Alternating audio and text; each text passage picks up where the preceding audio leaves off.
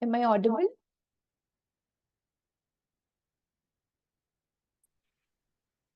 Yes, voice is clear. Okay, thank you, sir.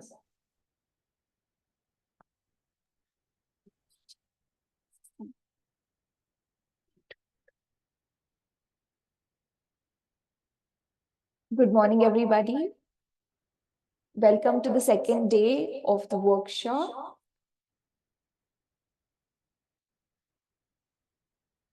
For session 3, we welcome Dr. R.G. Brajesh. Let me introduce Sir before he begins with the session 3. Dr. R.G. Brajesh works as an assistant professor in the Department of Biomedical Engineering and Bioinformatics at Chhattisgarh Swami Vivekanand Technical University, Bhilai, Chhattisgarh, India. Having completed his PhD from Indian Institute of Technology, Bombay, he went on to pursue his postdoctoral work from Virginia Tech, Virginia, USA. He has published 13 papers in reputable journals. I now request Sir to start with session 3, which is on research problem and hypothesis, identifying research problems, formulating hypothesis, and developing research questions. Sir, please. Thank you very much, ma'am, for your kind words. Voice is clear because I'm not using my headphones. That's why I'm clarifying it. All right. Thank you. Thank you for confirming that. My screen sharing has been disabled. Can somebody help me with that?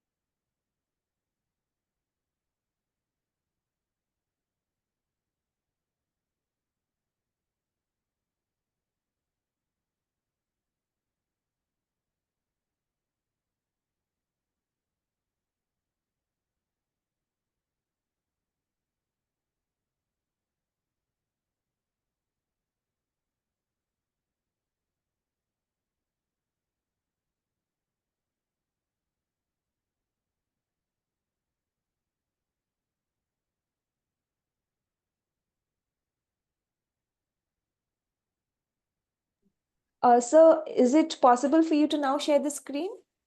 No, it's still saying host has disabled participant screen sharing. So just give us a couple of minutes. We'll try sorting that out. Sure, sure.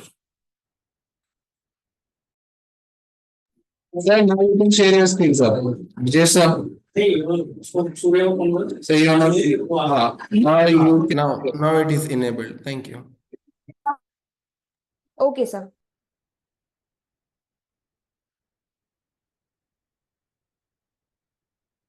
I think the presentation should be visible to everybody. It is visible. Sir, maybe it can, yes, it's now on the slideshow mode also. All right. So first of all, thank you very much for the organizing team to invite me for this lecture. And I'm very happy to know that a lot of undergrads also have joined this session. As well as from the list, I can see some of my former senior from NIT has also joined the session. So thank you very much. I welcome you all for today's lecture with the topic research problem and hypothesis, identifying, oh, just give me. Identifying research problems, formulating hypotheses, and developing research questions. So this will be your host, Dr. R.G. Brajesh. So let's begin the today's section. So why we are here today? Research begins with identifying the right problem. It is the foundation of all the scientific inquiry and the progresses that we have seen so far from the history onwards. Although people have mentioned that most of the typical research, or you can say most of the innovation, has already done during the era of World War, but I believe it is a progressive process, so there is no end. So maybe you are kind of agreeing with me or disagreeing with me. So let's understand with the help of one example. In this example, there's an ancient Greece king called Hero II, and he suspects that his crown is being replaced by some false crown or something like that. Means his crown's gold is mixed with some amount of silver. Now, the challenge was to determine whether the crown has pure gold or it is mixed with the silver without damaging it. That means without melting it. Now the challenge is how to measure the purity of gold without melting it. So we all know Archimedes. So Archimedes identified the real problem, how to measure the purity of crown without melting it. So while taking a bath, he noticed how water overflowed when he entered to the bathtub and realized it could measure the crown's volume via water displacement method.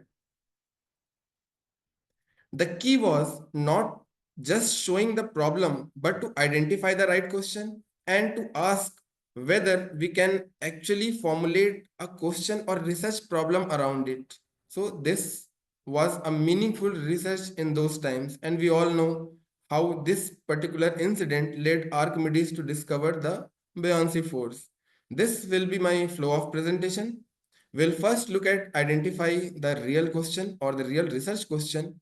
Then we'll see how to formulate a research question, hypothesis and its type, different type of hypothesis formulation. Then we'll see how to test your formulation, and then we'll design a research question around it, and we'll also see some of the case studies and we'll perform some exercise. Please participate in the exercise. Now, let me dive into another important domain from the study, that is why formulating right question actually matter. It actually help us to focus on the real, relevant and impactful issues. It encourages the clarity and direction in your research. It prevents wastage of time on vague or poorly drafted topics, and it motivates other researchers also to find new avenues. Now, some of you are doing research, I believe, and I know many of you have faced this issue of finding out the right research problem in initial days of your studies. And this will be the final takeaway from the lecture. We'll see all the topics related to identifying the problem, formulating the hypothesis, and then breaking down to a small subsections as well. First, we'll see how we can understand a research problem. A research problem is a very specific issue, difficulty, or gap in the knowledge that researchers seeks to address through their investigation. It defines the focus of your study and determines its scope and relevance, such that it provides clarity to your research direction. It ensures your work is aligned with real world problems and it fulfills the academic gaps. It also acts as a foundation for formulating the hypothesis and real questions. Now, imagine a researcher who wants to study why students procrastinate. The real problem isn't just procrastination, it could involve time management skill, stress levels, or motivation. And the identifying the correct problem is crucial for the meaningful outcomes. And also, what makes a research problem good? How do we differentiate that? So it relates with its relevance. It addresses an important issue that matters to the field or to the society, or in our, say, we can say the scientific world. For example, how does a social media uses impact adolescents' mental health? What is the impact of parental behavior on the development of anxiety disorders in children? And how does access to online learning resources influence the academic performances of underprivileged students? Also, like burning issues like what are the psychological effects of AI-driven virtual assistants on elderly users? Second thing is its feasibility. It can it can be studied with available resources, times, and skills. For example, studying stress in a student during exam, and you should have a manageable sample size to decipher it. Second example is, does a 10-minute mindfulness exercises improves the focus among the college student? Also, what is the effect of balanced diet on recovery speed of flu patients? Another example could be, how does a group discussion reduces social anxiety in high school or students? So I'm giving you multiple examples to make you realize why all these small segment or the small aspects matter identifying the if the research problem is good or not. The another avenue is originality. It offers something new or build upon the existing knowledge. For example, does the virtual reality exposure therapy works better than the traditional cognitive behavioral therapy for treating phobias? Another example is, can gamified learning platforms improve the retention of complex scientific concepts among the high school student? So these examples will help us to understand. The next avenue is clarity. It is a specific, focus, and free from any ambiguity. For example, what are the effects of sleep deprivation on memory retention in teenagers? This can be a very good problem to identify. Now, the second example is, how does the inclusion of interactive online videos impact the students' engagement in psychology lectures? Now, the next part of my talk is, where do research problems comes from? So it comes from gaps in literature. You all might have studied a lot of research papers and then identify the key research gap in those papers. So one aspect is that. The another avenue is the real world challenges. So you observe something. Take an example of Newton. He observed the falling of an apple from the tree, and then he started to build upon the fact that why does all these subjects which fell from some height always comes down. So these examples will come from real world challenges. Now the next thing is theoretical inconsistencies. Now the contradictory finding or missing links in the existing theory might lead to research problems. For example, do students retain more information through traditional lectures or interactive e-learning? So since COVID, we have seen a lot of online platforms like Swayam, MOOCs, everything is coming. So you can do the comparative studies if it is better than the traditional one or not. Now here is an exercise for you. Think of a gap in your experience, such as inconsistent therapy outcomes for similar patients. This could be starting point of a research problem. Whether it comes from inconsistencies, it comes from research papers, it comes from real world challenges, everything leads to a good problem statement. Now, let's study about how to identify a research problem. The first and the most common is observation. Observations, you can say, start with when you notice any real life practice, problem, pattern, anything in real life. For example, you all might have seen how birds fly in the sky. They make a specific pattern. Although if there is a wind problem or there is a predator problem, they break their pattern and then realign themselves to a similar pattern. This can be a good observation to start with a research problem. The research problem in this case would be why they are following a similar pattern every time. Next is through literature review. Now, let's say my focus is on the evolutionary dynamics. I have studied a lot of paper related to a specific problem or a specific topic in evolutionary biology. I'll see not a lot of scientists have, combined the micro environmental factors along with their phenotypes. So I will relate this with the help of literature review and formulate a research problem. Next is brainstorming. You can always say it like chai pe charcha or something like that. So we throw some problems and we see a lot of different experts from the different fields pacing up with the exact reason why it is happening. Now the next segment is expert consultation. Not all of us are good in every avenues of research. Some of the research needs a lot of expert consultations there, and that come from a variety of fields of science. Now, here's the exercise for the participants, specifically the UG ones. Can you tell me one observation from your routine work? Any one observation, pattern, or anything. I will try to formulate a research question from it if I have any volunteer.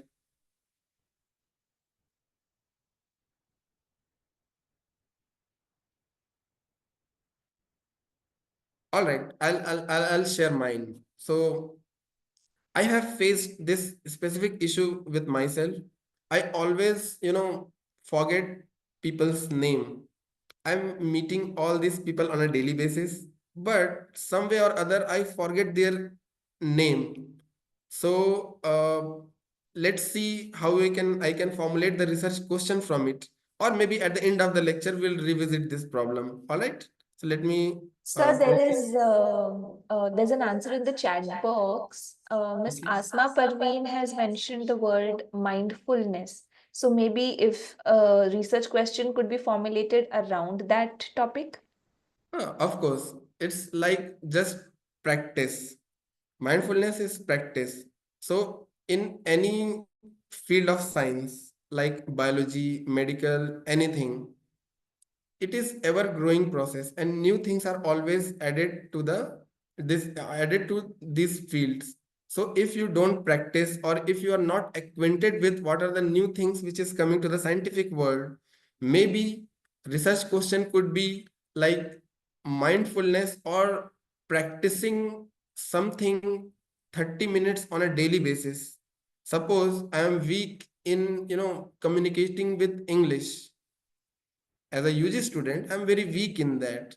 So research question would be 30-minute practice daily basis on how to speak in front of mirror can help me to improve my communication skill. This can be a research question that I can formulate around it.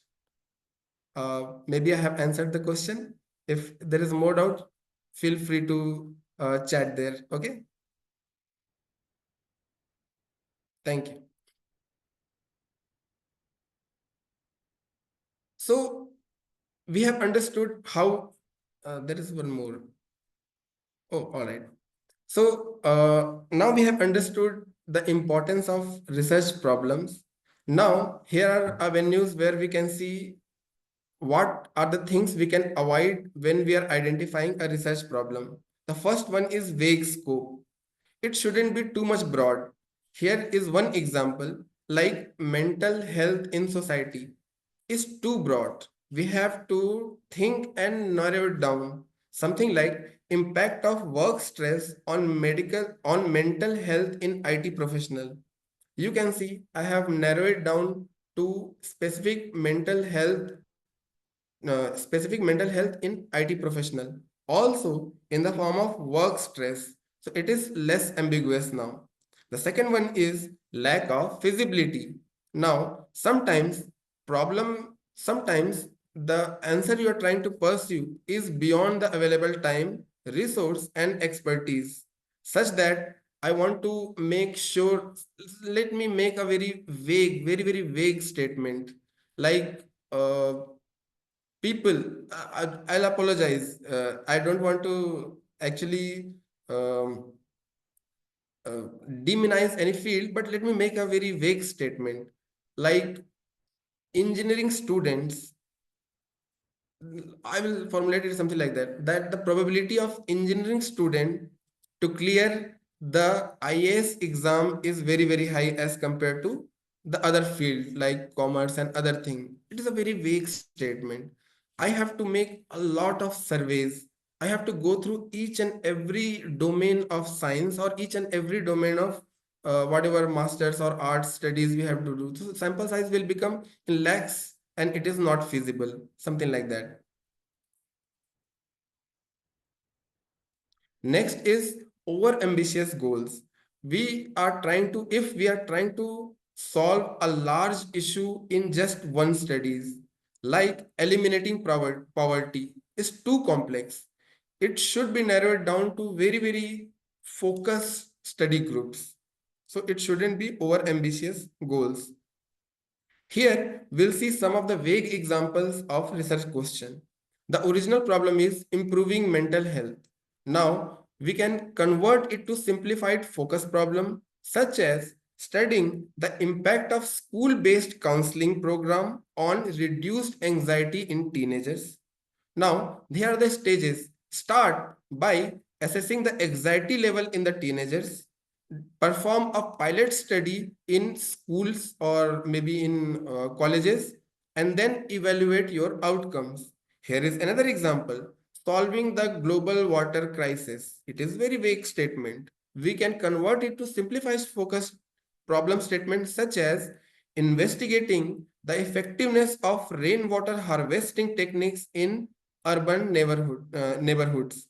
Stages will be study the rainwater uses pattern, test the cost-effective harvesting solution, and then scale the problem to broader urban areas such as Mumbai or maybe suburb areas of Delhi or something like that. Okay.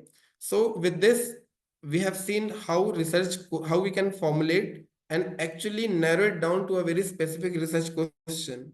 Now, the next segment of study is hypothesis. First, we'll look at what is hypothesis. A hypothesis is a very specific prediction or educated guess that explains the relationship between two or more variables. That's it. We'll understand how it works. It's like saying, I think this will happen if that happen. For example, I'm weak in English because my teachers were very bad. I have to make these assumptions, or the hypothesis can be more than one type. So we have to relate your question with your valuable hypothesis. And think of it as bridge between what you already know from your observation or research than what you want to find out. Here is, I think, another question.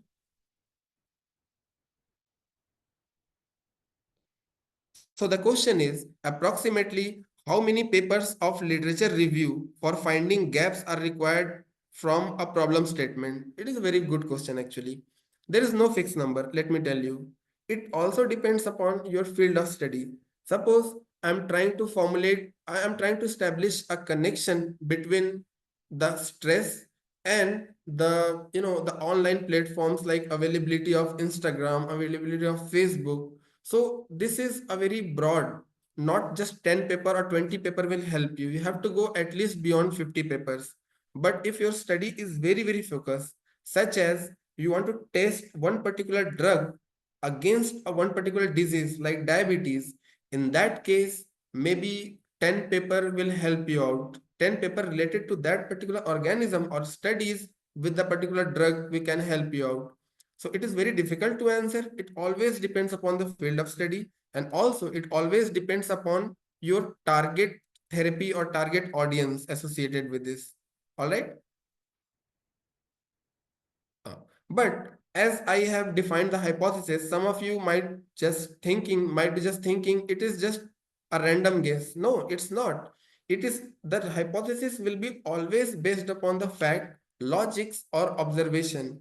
Many of a time, we defined several hypotheses, and based upon our findings or available research, we always try to eliminate all these random or ambiguous hypotheses from it.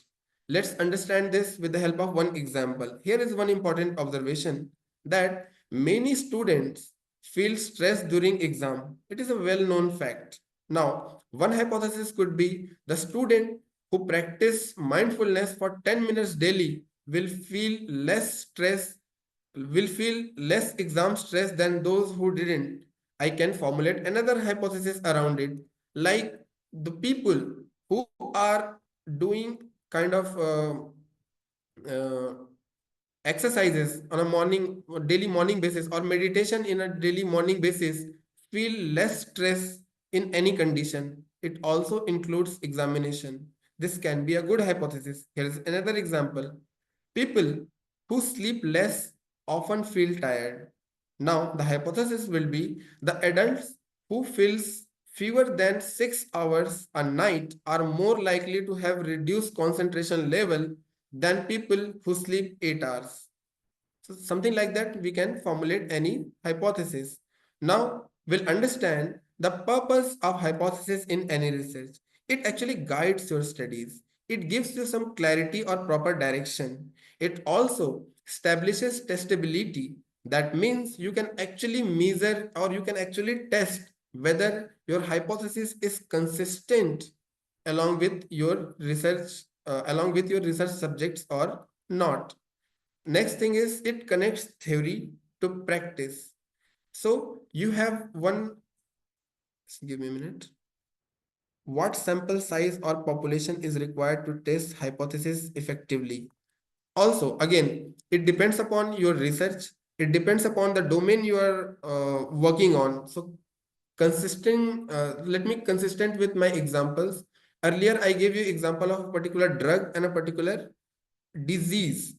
So for example, you are working in filaria, something like that disease, and then you have developed a medicine or drug which can counter the filaria, and you are actually doing experimentation in rats. So if your population or the sample size is more than 20, then only you can actually come up with a proper finding or proper hypothesis testing. But if you are doing some population based research, then the number could vary from 500 to 1000 in those conditions. So it again depends upon the field of study, also depends upon your, how your research is reaching out to the people. That also plays a very crucial role in research methodology. There are several methods actually to calculate the sample size. I have not included that particular subject in this particular talk because of the given topic, but you can actually look at it. There are several methods associated with this. Okay, let me continue with my topic. So I'll define it with the help of one example. If theory says the exercise reduces a stress, the hypothesis might test it like walking 10,000 steps a day reduces stress level in working adults. Now here is for my audience. Have you ever observed something and thought, I wonder if this happens because of that? Here is example. I wonder drinking coffee before bed affects my sleep. That's how you can start formulating a particular hypothesis.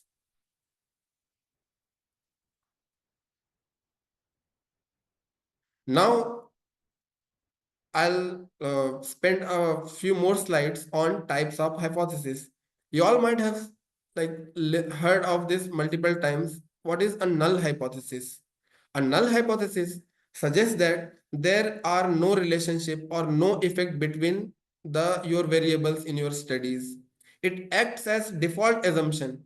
जैसे in Hindi I can say ये होना ही है, something like that. It doesn't change, or there is no difference, no effect exists between your parameters. It is what researchers try to disprove or reject in their studies. For example, daily meditation has no effect on the stress level in college student. Now, another example is consuming caffeine has no impact on the memory recall. So the null hypothesis is often phrased to ensure it can be statistically tested. It assumes that there is no significant relationship between what you are trying to justify and what are the available hypotheses. The next example is, or the another type is alternate hypothesis. The alternate hypothesis proposes that there is a relationship or effect between these variables that you have just mentioned. It is a statement that you hope to support through evidences or through your proper research. Here are some few examples. Daily meditation reduces stress levels in college student. You can see it is exactly contradictory than my previous statements where I said the daily meditation has no effect on stress level in college students, or consuming caffeine improves the short-term memory recalls in adults, something like that. So these two hypotheses are exactly contradictory in nature. Now the another type of hypothesis is non-directional hypothesis. A non-directional hypothesis predicts a relationship between variables, but it does not specify the direction of the effect. Let's understand with the help of examples.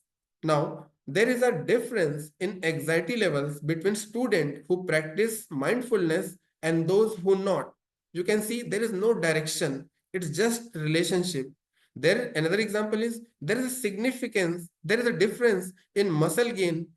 There is a difference in muscle gain between individuals who follow a high protein diet and those who are on the high carbohydrate diet, something like that. The next type is directional hypothesis. So it is exactly opposite to the non-directional one. A directional hypothesis predicts not only that relationship exists between the variables, but also specify the direction of the effect. We can see these examples. Student who practice mindfulness daily will report lower level of anxiety compared to those who do not. You can see that I have given the directionality. It is lowering down the anxiety level. Consuming a high protein diet, increasing the muscle mass more effectively than a high carbohydrate diet, something like this. So here is exercise for my audience. What would be a directional hypothesis for the impact of social media on sleep quality? Can anyone help me identifying that?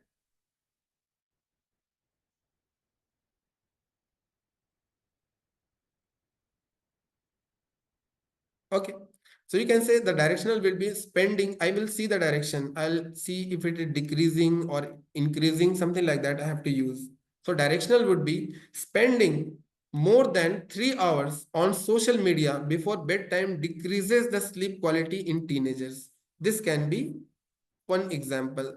I think I have one in excessive social media usage decreases the sleep quality. Yes, you can actually say that. And the non-directional version will be there is a relationship between social media uses and the sleep quality.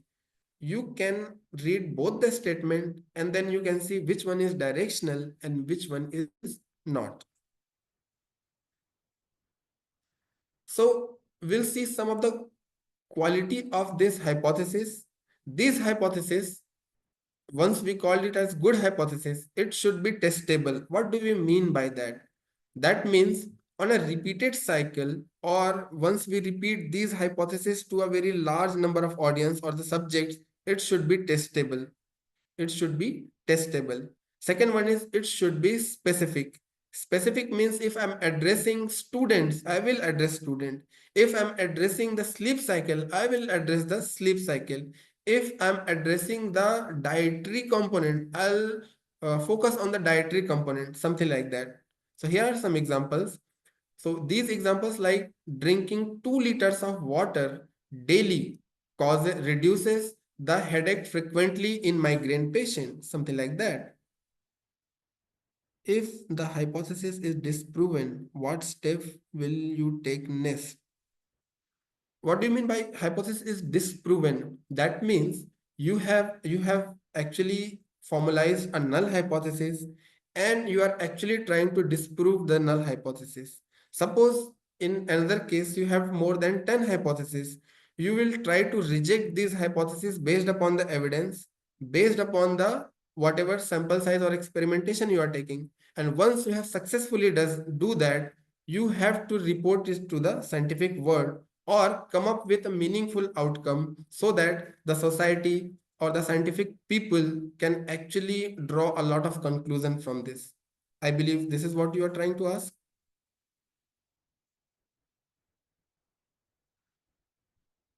All right. It should be clear. A good hypothesis is simple, free from jargon and ambiguity that we have already seen previously with the help of a lot of examples. So I'm not paying much focus on this particular slide, but in the next slide, it should be based upon the prior knowledge. Sometimes some of you argue that what if I have come across a very novel idea or something like that, but you also have to build upon a lot of known facts around what you have observed. So I have one doubt. why we always try to reject null hypothesis, why we are not accepting null hypothesis instead of say null hypothesis is not rejected. Nice. So what happens is you start something, okay? Suppose I want to see the relation. So let's take our previous example. I want to establish a relation. What is the effect of caffeine on maybe my sleep cycle or not? So the formulation will be first I'll try key there is no relationship at all. It does not affect it at all. That will be my null hypothesis. And then since you started with there is no relationship with your hypothesis or with your consistent experimentation, you will try to reject it. So that means you have assumed this doesn't happen at all. And then you build upon the fact that no, what I assumed is wrong. And now these are the kind of proofs that makes my assumption wrong, something like that. I'll share one particular example with you. During my PhD days in IIT Bombay, there is experiment going on in Department of Mechanical Engineering. And what these guys do is they want to see the effect of how intoxicated or drunken condition you are and your decision making ability. So what they did is they started with the fact that it shouldn't affect people at all, because from generations people are taking alcohol or something like that. So they provide their test subject with some amount of alcohol, and then they ask them to sit in a simulator where there is a car and something people drive it, and the level of difficulty increases as, and also there is another parameter of the alcohol consumption or the amount of alcohol you're taking. So, and then they formulate this a beautiful study which clearly states that the amount of alcohol and the choice you are making, or the you can say decision you are taking, how they are correlated. So in your example you can say it is well known fact that drinking or intoxication affects our decision making power, but you can see with the help of clear evidences and clear proofs they have successfully demonstrated to the scientific world, something like that. So I was explaining related to it should be on a prior basis. Even if you have came across a very novel problem, then also you have to build upon what gives, or you can say what observations leads to this particular novelty, and you can build upon this based upon your prior knowledge. So here is one exercise of a good hypothesis. Here is a statement: diet improves health. Okay, now what, there are a lot of questions you can ask around it. What does a diet mean? Is it the high protein diet, low fat diet, or a balanced diet? How does health, what does a health mean? It is a weight loss, a cholesterol level, or your immunity. And who is the target population? Are these are adult people, elderly people, or the children? So you can formulate on a specific basis, such as a high protein diet reduces body fat percentage in adults ranged from or aged from 25 to 40. You can see starting from the diet improve health, now you have improved it to a quality questions, something like that. Now here are some steps you need while you are formulating a hypothesis. First, analyze the problem, review the existing evidences, identify the independent and the dependent variable. So we'll see all these process in a bit one by one. First one is analyze the problem. Now carefully identify and define these problems that your research includes.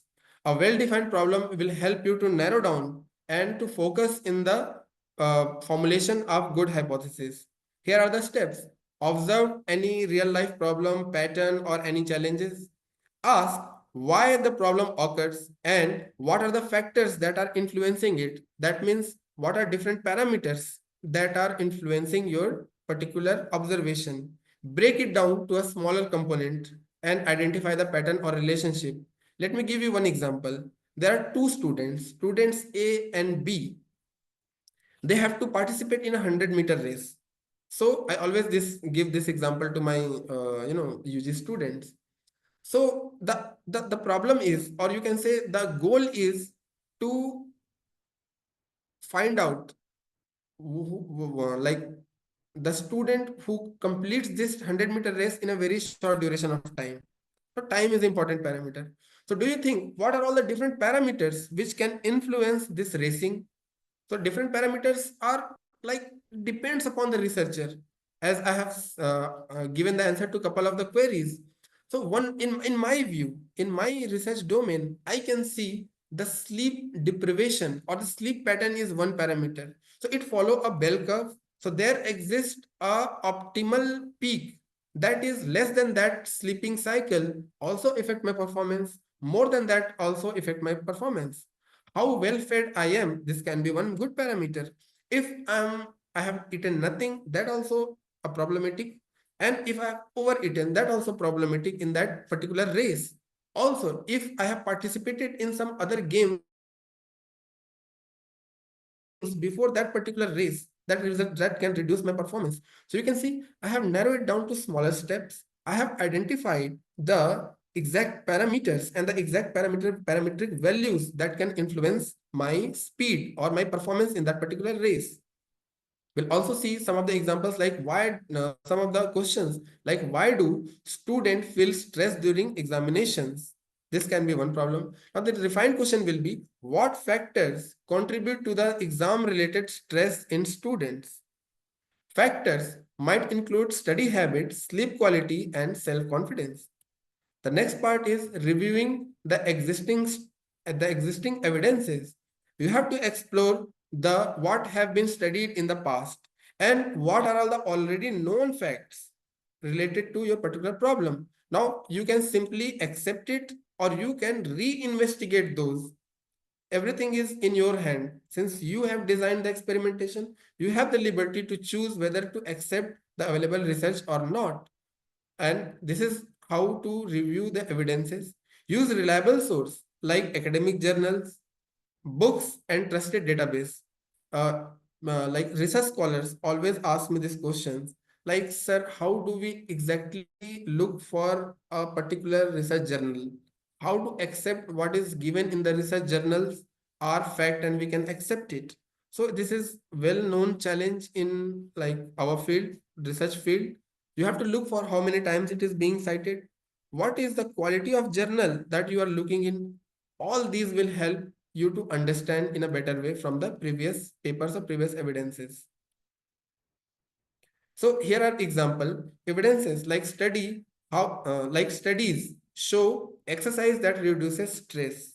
Hypothesis will be the yoga practice for 30 minutes on a daily basis reduces the anxiety more effectively than walking in college students.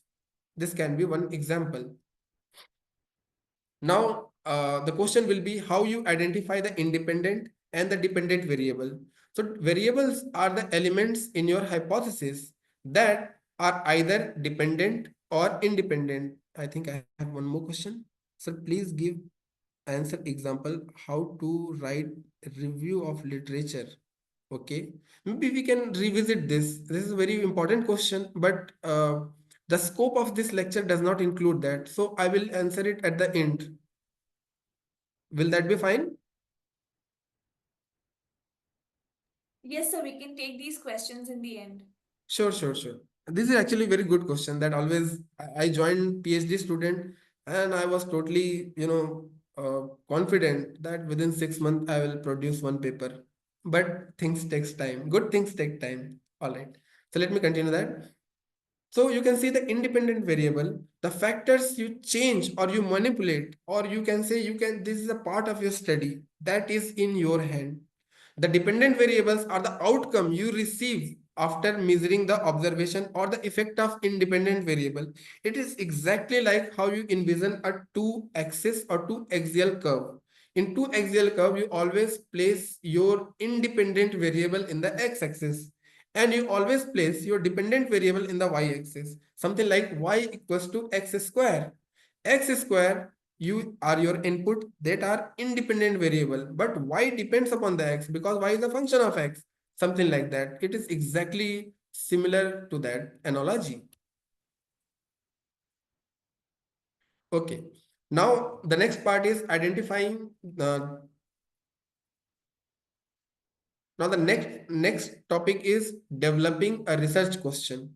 So developing a research question includes a lot of I'm gonna spend a lot of time in that. First, we'll see characteristics of effective research question, type of research question, what are the different steps involved in formulating a research question, example of good and poorly drafted research question, and finally, the relation between research problem, hypothesis, and research questions. All right. So let me go one by one. Understanding a research question. We have seen previously research problem we have already seen. From a research problem or from a pattern or research problem, you have to formulate now research questions. So those who are in their final stage of PhD and writing thesis, there is very important part in your thesis writing that defines the specific question that I'm looking to answer with the help of my thesis. Or whenever you publish in a very high impact research such as self publisher or something like that, you have to clearly define what are all the research questions that you are going to answer with the help of these papers. So these are very important avenues. So research questions are clear, focused inquiry that guides your investigation, that defines what you aim to understand with the help of your particular study. Think of a research question as a compass for a study. They direct your research efforts or research, the domain which you are working towards a very, very specific goal. For example, me and my friend, we both are working in a very specific problem. We both are working in E. coli, maybe in bacteria. We both are providing the source like glucose and everything. But my focus of the study can be starvation. His focus of the study can be the maintenance of or the maintenance energy of any cell that gives the stationary phase. See, everything is same, but the direction or the specific goal can be different in both the condition. Now, here are some of the important characteristics of effective research questions. They should be easy to understand without any ambiguity. Let me tell you a few examples here. A good example can be what factor contribute to the exam stress in student. The poorly drafted research question would be, why do students feel stressed? It is too vague to argue. The next is narrowing the address one specific issue, narrowly addressing the one specific issue. The good example can be, how does the exercise affects the concentration level in teenagers? The poorly drafted one will be, what improves teenagers' mental health? It is too ambiguous to answer now. It should be short and to the point without unnecessary details. The good example can be, how does class size affect student engagement? The poorly drafted one will be, does a small class size leads to the better participation and focus in the school? I have incorporated too much unnecessary detail in that. Sometimes as a teacher we do that, to give particular class, but not in terms of research. Now the next segment is it should be or it can be investigated with available resources and method. Here are the good examples. What is the relationship between screen time and sleep quality in children? The poorly drafted version will be, how can we completely eliminate the screen time amongst the children? It's not possible. Now here are some theoretical types of research question that in research methodology we always find. Descriptive questions, in that we actually aim to describe a situation or event or any pattern using any observation or something like that. The example can be, what percentage of college student reported feeling stressed during the examination? Now the next is comparative question. Name suggests like we have to compare between many variables. That's it. The causal question, investigate the cause and effect relationship. The next part is exploratory question, explore the new or lesser understood phenomena. For example, what are the coping mechanisms used by students to help to handle the academic stress? I'll give you one example to that. Recently, one of my friend was trying to crack the postdoctoral interview. In that, the HR level interview actually. So these are not subject related issues, but the HR focuses on a lot of avenues like what if you leave the research in between? What if the stress will, break you certain points because millions of dollars are at the stake. So my friend came to me after the interview and asked me why they focus so much on like what if I leave, what if I break down, something like that. Then I showed him the research which suggests more than 60% of postdocs leave their postdocs in between because of the stress level. So these are the known facts that encourages this interviewer to make you understand or to make you realize what is given in front of you. All this comes from these exploratory questions. It backs actually the statistics which is behind any question or any observation. Now, here are some steps to develop research question. You have to identify the key issue. You observe something, but you have to identify the very specific key issue. For example, how to improve the adolescent's mental health. The key issue could be stress, therapy, or the social media uses. You have to also narrow down the focus. So, example would be the broader aspect is how does a social media affect teenagers? And the focused version will be how does Instagram uses impact self-esteem in teenagers between 13 and 17. So you see how many times at 3 levels I have focused it. I have narrowed down to Instagram uses. I have narrowed down to the impact on the self-esteem in teenagers. Among the teenagers, I have narrowed down to the 13 to 17 age groups. And it must align with your objective. Ensure that the question is well aligned with your research goal or your whatever you are trying to study. If the objective is to study the stress reducing method, your question could be what is the impact of yoga on reducing the stress level in college student, or meditation, what is the impact of meditation in youngsters aged between 15 to 20, something like that would be a good research questions. Here are some of the examples of good versus poorly drafted research question. The good research question could be what is the impact of physical activity on moods in college student? The poorly drafted, the second example would be how does a group study affect exam performances in high school student? The poorly drafted example would be does exercise help people? At many steps, it is too vague. Why do students fail examinations? It is very broad and unnecessary questions. Okay.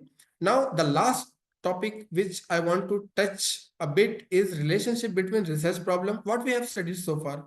Research problem, hypothesis, and research question. Research problems are the broad issue or the challenges or the pattern which you have observed it. The research question will be you narrow it down to a very specific problem that can be measured and can be answered with the help of repeated experimentation. The hypothesis will be are testable predictions based upon your research question. Based upon that, you try to formulate your research step or break it down to the smaller subset of any research. So the final takeaway from this message, from the today's talk will be, I'll be giving one particular example for the final takeaway. In early 90s, the Wright brothers, you all know Wright brothers, right? What they contribute? They have successfully developed the first of its own kind, the aircraft, something like that. So they actually sought to achieve a human powered flight. Their journey began with a clear research problem. Why do existing flying machines fail to achieve controlled and sustained flight? These are all the research questions. How can the wings can be, here are the refined research problems, break it down. How can the wings can be designed to generate sufficient lift? Lift means the start part. What are the mechanisms that can provide a stable control in the air once you have lifted up? How can the propulsion system can be optimized for a flight? You have to travel from one position to another position, something like that. So here's the hypothesis. Using three different controls, one for moving up and down, it is called as pitch. One for tilting side to side, that is called as roll, and one for turning left to right, yaw, that makes the possible to steer and control the airplane very, very safely. So a well-defined research problem, focused question, and a testable hypothesis are the keys to any research or to keys to any discoveries. Okay. So with this, I conclude my today's lecture. I'll be giving answers to the question which is just asked by students, but I want to just like give 1 minute to my research interest. That includes evolution of sexes. You can see evolution from single cell organism to multicellular organism, and now in later part of evolution, all the organisms have developed sexes. Some of them they are male, some of them they are female. Why do actually there is a need of evolution of sexes at all? How any languages evolve and spread? The evolutionary strategies between different strategies like bet hedging, persistence, house and dog, something like that. Evolutionary game theories like prisoner's dilemma, snowdrift, something like that.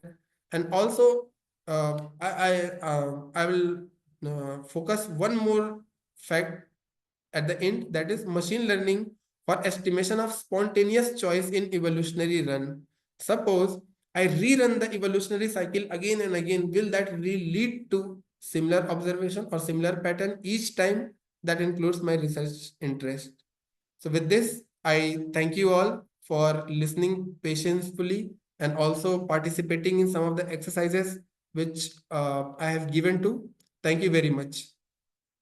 Oh, sorry, I forgot to answer it. The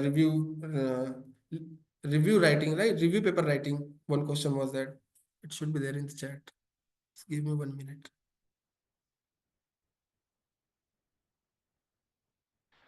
How to write review of literature. So in present era, how many of you know a platform called as Research Rabbit, if I may ask?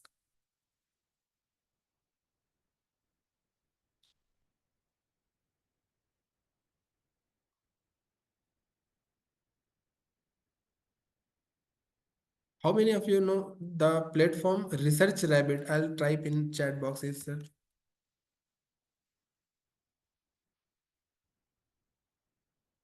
So it is a platform where you give any paper, research paper that you want to follow, or any specific area of studies that you want to follow. It will make a beautiful graphical representation of all the paper connected to what you have just typed over there in the form of network diagram or gene regulatory network, something like that. If you click on any of those connected papers, there will be there it will draw a separate network around it. It is like web of all those research papers. So while you're writing review of literature or you're writing a review paper, these tools helps you a lot to know what are the all different connected papers.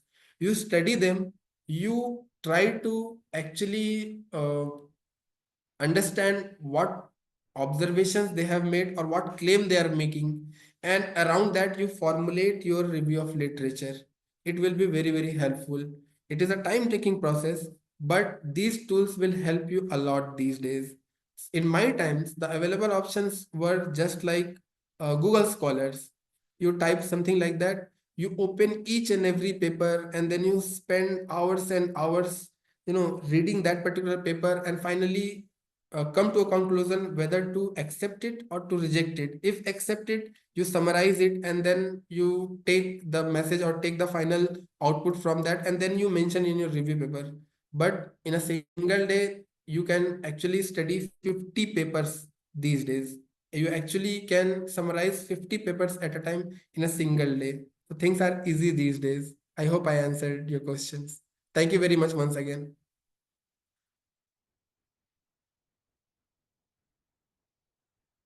I can take few more questions if there are. Sure, sir, you may.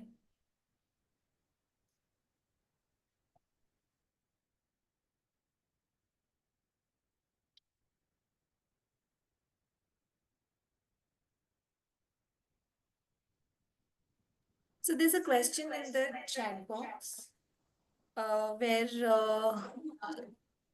the question is why we always try to reject the null hypothesis, why we are not accepting null hypothesis. Instead, we say null hypothesis is not rejected.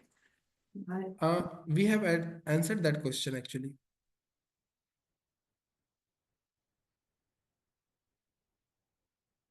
So there is a new question, sir. Please confirm again. Research Rabbit. Yes, it is Research Rabbit. I can give you link also.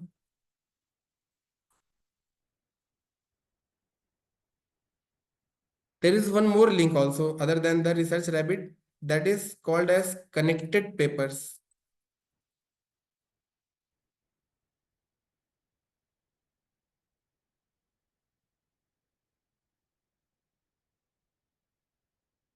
I have some few collaborations with like researchers in the US, specifically the Wisconsin Medical School of Wisconsin, and there I actually gave a talk just related to how you can actually effectively write a review paper in very less amount of time using available resources like AI and all. So from that I can recall this Connected Papers and Research Rabbit. Thank you.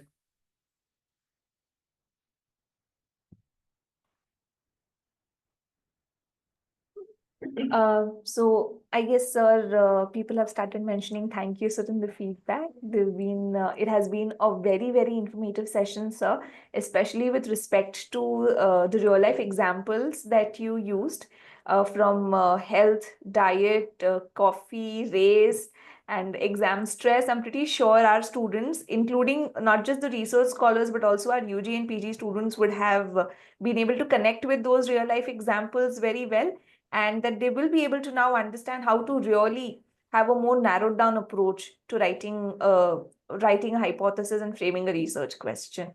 So it was a very, very informative session, sir. Thank you very much for your time and for your experiences that you shared with us, along with the websites. Thank you very much, ma'am. I hope people have enjoyed it. Thank you. Thank you once again. Thank you, sir. Dear participants, we may now proceed towards the next session for the day. Session 4.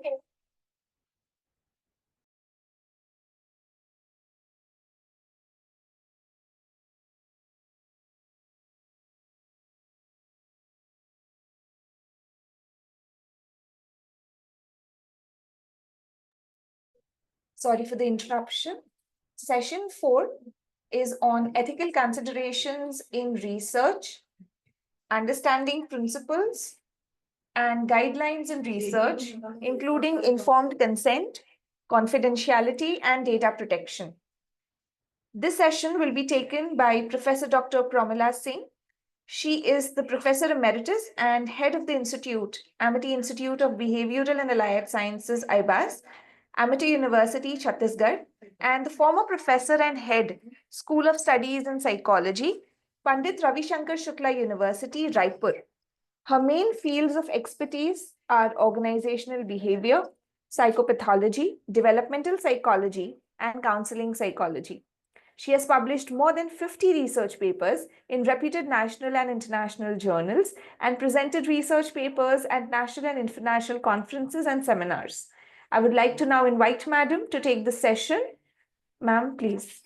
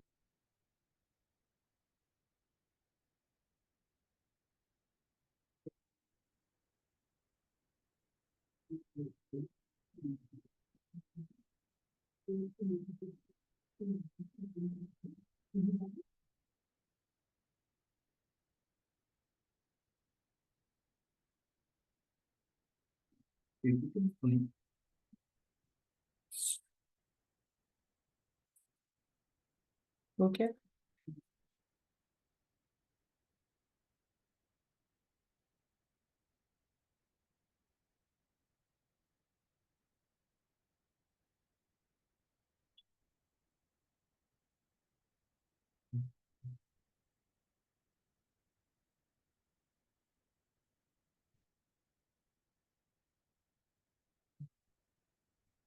Am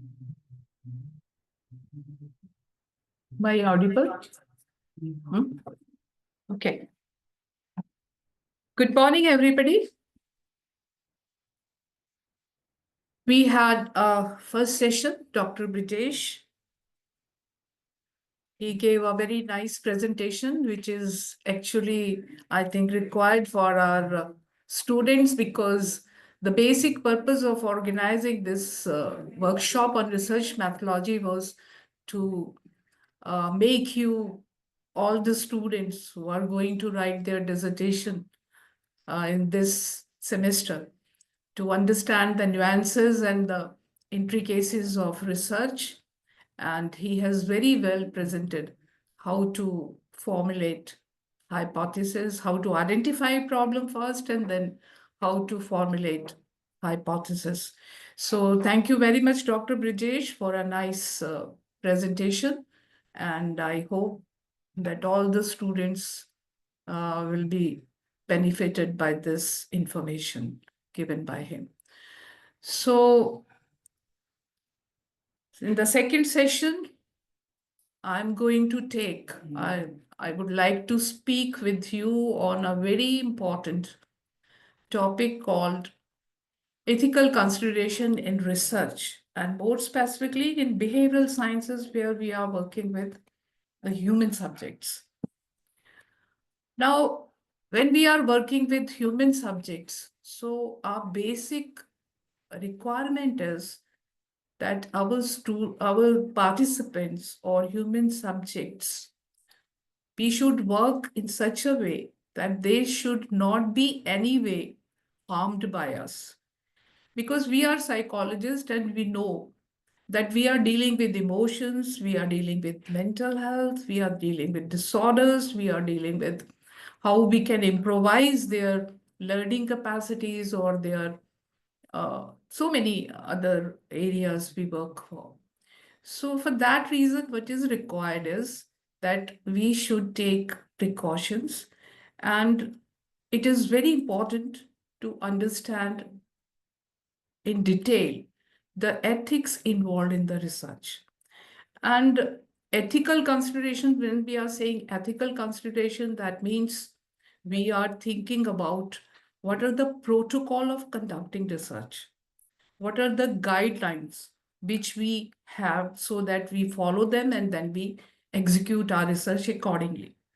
So ethic actually, now you may be wondering what exactly the ethics are.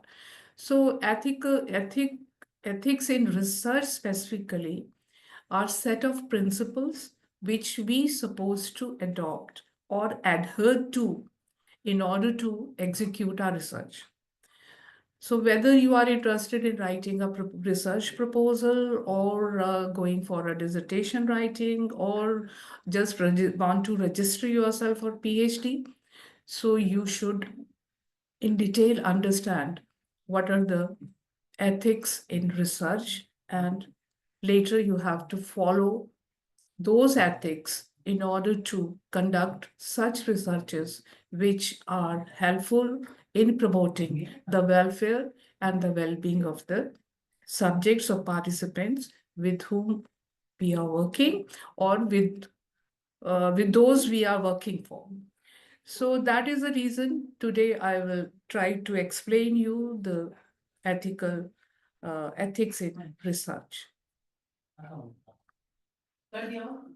Now let me define it in an elaborate manner. That is, ethical consideration in research are set of principles, as I said, that guide us how research is conducted and designed, and also that ensures that your study is conducted responsibly, safely, and with integrity. So these three things are very important. A researcher, a very responsible person, because conducting a research and leading some findings ultimately is going to enhance the knowledge which is already existing. So the knowledge should be new knowledge, there should be addition to the existing knowledge. So responsibility is there. And then safely, why safely? Because you are working with human subjects or with animal subjects. So whomsoever you are working with animal subjects or with human subjects, it is your duty that you see that no harm is given to, or no harm is caused to the subjects with whom you're working, and with integrity, with the promises you are keeping, or the promise of finding getting the findings or the results which you are planning to conduct the research. So good science and good ethics go hand in hand. So when we say ki, psychology is a scientific study of human behavior and mental processes, that means we are seeing that whatever researches we conduct, they are scientific in nature. And at the same time, when we say scientific in nature, that means we conduct studies systematically and following all the principles, ethical principles, or all the protocols which research requires. So that is the reason it is very important to understand what actually ethics are. Now, before going ahead with what ethics are and how important they are in research, it is important to understand first the importance of ethics in research. So basically, one importance is to promote the aims of research. And research aim is to conduct a scientific inquiry.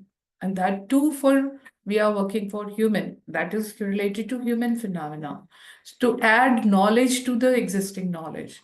But find out the truth and avoid the error. So minimize the error while you are conducting a research is the aim of research. Then prohibit against fabricating, falsifying, or mispresenting research data. That is again very important. We will later elaborate these components which are important in terms of ethics also. To prohibit against fabricating data, falsely reporting data, or misinterpreting research data. You know, it is happening in psychology somewhere when we use objective tests, say for personality test, you might have seen so many personality tests used also. So there is a chances of social desirability score where you can fake some responses because you are aware of the objective of the test or the research. So ethics says to prohibit against fabricating, falsifying, falsely reporting, or misinterpreting research data. That also comes under the boundaries of ethics. Then to protect the vulnerable group and other student participants. Vulnerable group, what does it mean? Children or the old age people or the minority communities, or even people who are struggling with some cognitive disabilities. So these people are vulnerable people. And if you are doing research on them, it is your duty or responsibility to protect the vulnerable group and or the participants on whom you are working. Then another importance of ethics in research are to safeguard participants from exploitation. Now, I will talk in detail. What does it mean? It's a big term, participants from exploitation. There can be a number of different kinds of exploitations we will discuss. But safeguard participants, that is again the researcher's responsibility to safeguard participants' interest and safeguard them from exploitations. Exploitation can be a financial exploitation, it can be a physical, mental, emotional. So we will take some examples and I would like to elaborate on these issues. Then to establish risk-benefit ratio for study subjects. So risk-benefit, that means when we study cause and effect relationships, or when we try to understand the cause and effect relationship between the two variables or number of variables. So some kind of risks we have to, where we are doing experimental studies, we are taking clinical trials or randomized designs we are using. There you will find that sometimes we have to have to have control in experimental conditions, and there we sometimes induce certain variables, like we may induce anxiety, we may induce stress in order to see its impact on certain performances. So their risk is there because we are inducing something. In some experiments, you will find people have done the impact of some drugs on the behavior patterns of human being. So risk is again involved if you're inducing or giving doses of that drug to the human being and then seeing its impact on their performances. So the ethics says one has to identify the risk involved in the experiment or in the research study, or at least assess the amount of risk involved in that. So that is again an important ethical consideration. Then to ensure full respect, dignity, privacy, disclosure, and fair treatment to all subjects. So it is more related to justice, equality, and we should not discriminate between subjects or the sample you choose. So equal treatment should be given to all the subjects. And then to build capability of subject to accept or reject participation in study. That is again very important. You must understand that participation is a voluntary act. The subject can any point of time can withdraw from the research study. So that is again, it also comes under the boundary of the ethics. If your subjects are not ready to participate in your research, you cannot compel them to do so. So they have a choice, they have a voluntary decision, and it should be respected. So these are the importances of ethics in research. But let me tell you, in the early days, research relied mainly on the integrity of the professionals. The principles which now we have, ethical principles, they are now shaping our conduction of research and design of research. These principles which guide it were not well defined at that time. I'm talking about early 70s. Even basic protection was not given to people participating in research. And here I would like to give you a very good example, a study conducted, a well-known study conducted in Tuskegee. a study was conducted on untreated syphilis in the Negro males. This study actually is very important to understand. It will give you the understanding of how ethics are important in research. So this study was conducted in Tuskegee and on Negro males. And study was conducted on a group of nearly 400 African Americans, men, those who were having syphilis, which is a STI, sexually transmitted disease. And this is an infectious disease. And the purpose of the study was to observe the effect of the disease when untreated. Let me repeat it again. The purpose of the study was to observe the effects of the disease when untreated. Though by the end of the study, medical advancement meant it was treatable. So 400 African Americans who were suffering with syphilis were they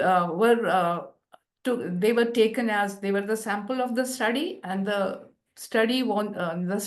researcher wanted to observe the effect of the disease when untreated. That means no treatment was given to them. Though by the end of the study, medical advancement meant that it was treatable. And the men were not informed by the nature of the experiment, and more than 100 died as a result. So 400 men had latent syphilis, and the control group, they took control group also. Experimental group, they were not treated. Control group they took were men who were not infected by syphilis. And the participants was given an incentive that you will be given a free medical treatment, but no treatment was given to them. They were only deceived by saying this, by saying that you will be treated medically without any charges. Free treatment will be given to you. But they were not treated, although standard treatment was available. So standard treatment was penicillin, and which was available at that time. The study was conducted in 1932, and it was conducted continuously for a period of time, and it ended in 1940. That means 8 years continuously. This study was being conducted in Tuskegee, and standard treatment was available, but that treatment was not given to the patients, and they were deceived by the investigator. And this process led to the formation of National Commission in US, because when the people came to know about this study, how the experimenters deceived the participants by suggesting them to that they will be giving them free treatment, and that treatment was not given to them when the treatable the illness was not even taken care of. So this process actually led to the formation of National Commission in US, and actually what they try to convince the participant is that we are treating you for your bad blood, and they withhold the drug untreated for 40 years. They were not given any treatment to them. Then what happened when the people come to know about this study, and a number of people who died? So then American government or US they formed a national commission, and they actually, after deliberations in 1978, they formulate a policy. And it was very late. I mean, this much time they took to formulate this policy. And the report emerged in 1978. Following additional monthly deliberations, it was known as the Belmont Report. And this report articulated three basic ethical principles under all research involving human subjects. And today, this report continues to be a standard reference for investigators. So this Belmont report came in 1978, and this report has mentioned that there are three comprehensive principles. They have singled out three comprehensive principles. First is respect for persons. Second is beneficence, and third is justice.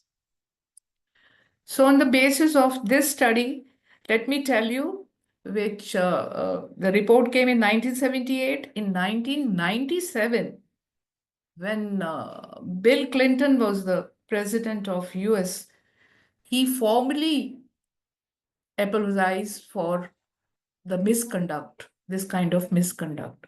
So that is the reason this study led to this much of uproar in the research field. And that is the reason we have number of set principles or guidelines or protocols or code of conduct in executing the research. So now let us come to this three components which are important, suggested by Belmont report. That is, first is respect for person. And as all we know that how much we talk about, psychologists talk about this respect for person's respect, dignity, we always talk about. So each and every, you might have heard about Karl Rosser, humanistic model. And he says, human being, their dignity, their respect is very important, and one should help them for personal growth. They are always striving for personal growth, but even their respect and dignity one should maintain while dealing with them. So respect for persons, that individuals should be treated as all autonomous agents. That means people know what they want, what their goals are, what they can do, what they cannot do. They understand themselves. They want to have their personal growth. They strive for their personal growth, and they understand themselves well. So to implement respect for person, what is required is informed consent required. So it is at this level informed consent concept came in research. After this study and after the formation of National Commission at the US level, then it was formed at all countries, in all countries and all levels, wherever the ethics in research are being now looked after. So to implement respect for person, informed consent came. That means the participant should be informed about the nature of study completely, and not only inform about the study or the nature of the study, but also they have to see whether they have comprehend that information or not. That is again important. So informing is one thing, and whether that information is received by the participant in a adequate or proper way, that is also involved in this informed consent. That means there are people who have language problems, or they are not having cultural issues, or they are not so educated to understand things. So important thing is how to educate them, how to inform them, how to understand that they are understanding what is being informed to them. So to implement respect for persons, informed consent came into existence, and it is now a mandatory when you are conducting some kind of research on human beings. Informed consent, taking informed consent from them is a mandatory. And perhaps you might be knowing that every institution which is offering research or providing research facilities, you know that they have to form a ethical committee. And whatever proposal you write or whatever research you want to do, you have to present your proposals before the ethical committee, and they do the scrutinizing of your proposals, whether they are in the boundaries of ethics. So first ethic which came in this Belmont report is respect for persons. That means you have to give them autonomy. You have to give them freedom, whether they want to participate in your project or not, in your work or not. And if they are willing, it is now your duty to safeguard their interest, safeguard that they are not being exploited in any way, and safeguard their well-being. That is important. And then second principle which came into existence in the Belmont report, or because of Belmont report, that is beneficence. That is, maximize benefits of your study and minimize potential harm to participants. So no harm concept came because of this principle. Now, what are the potential benefits? When we conduct research, what are the potential benefits? That is advancing knowledge, adding something new in the existing knowledge, or some innovations, some novel ideas, bringing or modifying few things which are already existing, and then improving health outcomes, that is working for the best, or providing best health or well-being, mental well-being, physical well-being, social well-being, like that. And then providing educational value, that is again enhancing the or improvising the lives of the people in general. So that these are the potential benefits. And then what are the potential harms which can occur due to the lack of understanding or lack of inclusion of ethical norms? So potential harms can be physical harm, accidents or injuries when you are conducting research, or psychological harms like stress, discomfort, or embarrassment. Social harms, that is stigmatization or loss of reputation. Economic harms like financial cost or loss of income.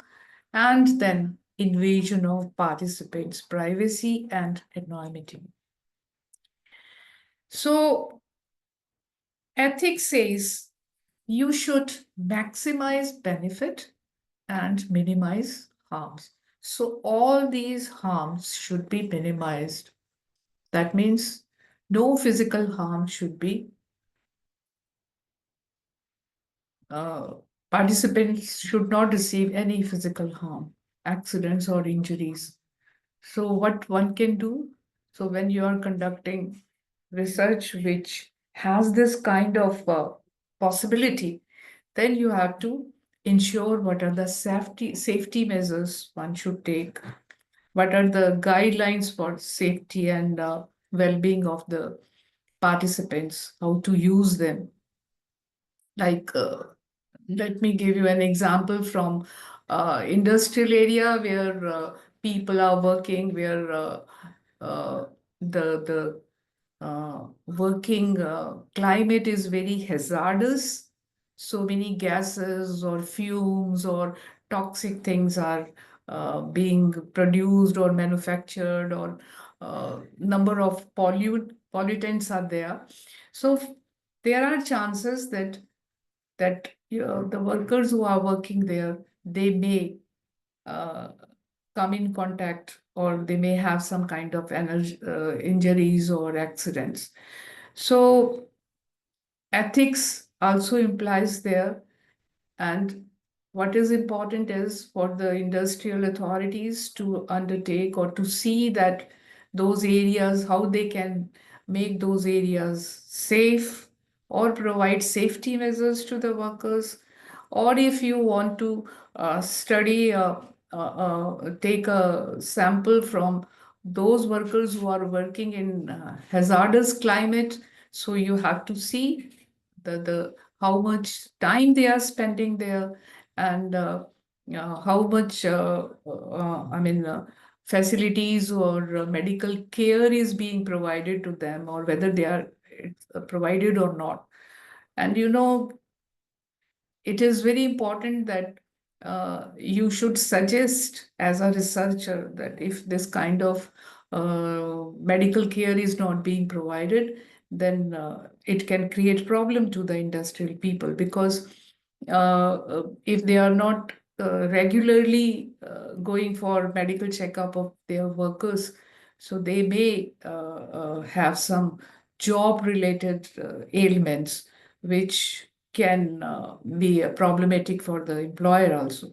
So in the researches where you are indulging in these kinds of hazardous climate, or want to study, or even want to study the people working in areas where chemicals are being produced or manufactured, so you have to take all these precautions and can suggest measures for their safety.